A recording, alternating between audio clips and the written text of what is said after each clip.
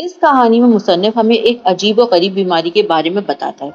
برف پوش پہاڑوں کے بیچوں بیچ دنیا سے الگ تھلگ ایک کٹے ہوئے دور گاؤں میں جوائنٹس کی بیماری پھیل گئی تھی، اور اس بیماری نے گاؤں کے تمام مکینوں کو اندھے پن کی بیماری میں مبتلا کر دیا تھا۔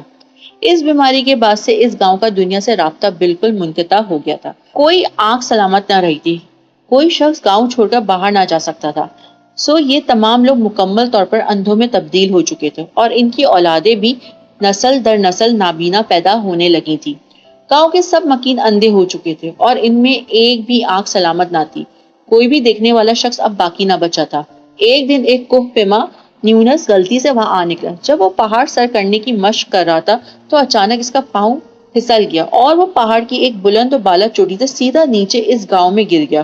نیونس کو کوئی تکلیف نہ پہنچی، کیونکہ یہ برفانی گاؤں گھنے درختوں سے ڈھکا رہتا تھا، اور نیونس کو ان درختوں نے اپنی گود کا سہارا دے کر بچا لیا تھا۔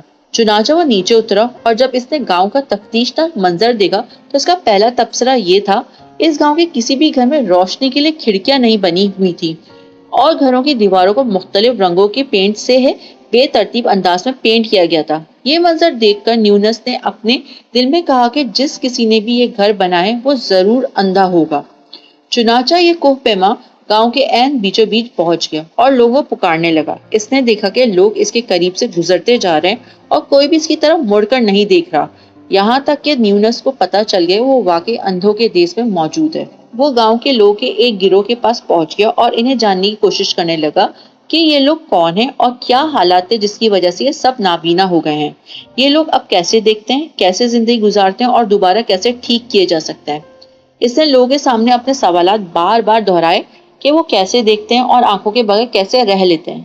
اندھے لوگوں نے اس کو سیدھا سادہ جواب دینے کے بجائے الٹا نیونس کا مذاق اڑایا، اور وہ اس کو طنز و استہزاء کا نشانہ بنانے لگے۔ یہ نابینا افراد اپنی دیوانگی کی حالت میں اس سے زیادہ آگے بڑھ گئے جب انہوں نے اس کوہ پیما کو کہا کہ وہ نارمل انسان نہیں ہے کیونکہ اس کی آنکھیں ہیں، وہ دیکھ سکتا ہے۔ نارمل انسان تو وہ ہوتا ہے جو دیکھ ہی نہ سکتا ہو۔ اس گاؤں والوں نے اسے دیوانہ بنا دیا، اور کچھ لوگوں نے اس کو بتایا کہ وہ اس کا مذاق اڑانا تب تک ہی ترک کریں گے جب وہ اپنی آنکھیں نکال دے گا اور ان کی طرح مکمل طور پر اندھا ہو جائے گا۔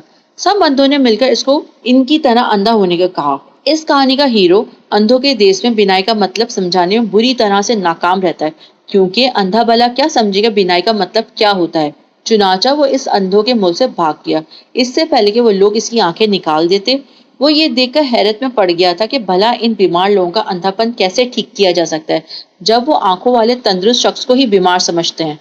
اندھوں کا ملک ہر وہ معاشرہ ہے جس میں جہالت، کم علمی، کرپشن، بدعنوانی، پسماندگی، غربت، تشدد اور ہر دھرمی کا غلبہ ہو، اور کوئی بھی اہل بصیرت آواز جب اٹھائے تو اس کو رد کر دیا جاتا ہے۔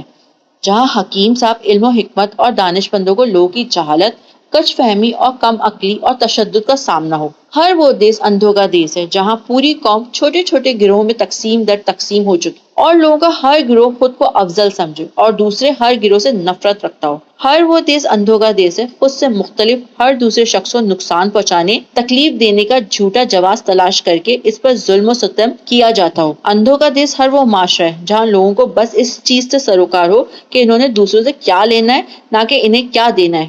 کیا ہم بھی اسی اندھوں کے دیس میں رہتے ہیں؟